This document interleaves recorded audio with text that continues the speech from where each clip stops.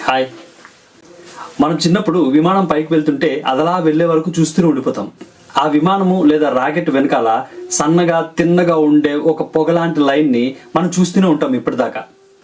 మన దగ్గర బైక్ కానీ కార్ కానీ ఉంటుంది కదా, దాని ఇంజిన్ బోర్కొస్తే వెనకాల వచ్చే పొగ ఉంటుంది చూసారా, అలా ఉంటుంది ఆ పొగ. అయితే ఎయిర్పోర్ట్ దగ్గర మనం చూసే విమానాలకు వెనకాల పొగ రాదే, మరి పైకి వెళ్తే పొగ ఎలా వస్తుంది? అసలు పొగేనా? నిజానికి అది పొగ కాదు.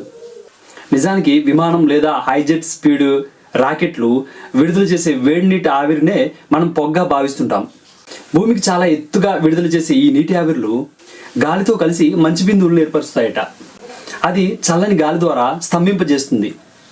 ఆ స్నో ప్లేట్లనే మనం చాలా కాలంగా పొగగా భావిస్తున్నాం. జనరల్గా అయితే పొగ విచ్చుకుపోతుంటుంది.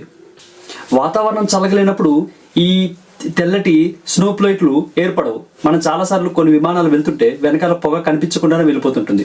సో అప్పుడు వాతావరణం చల్లగా లేదని దాని అర్థం.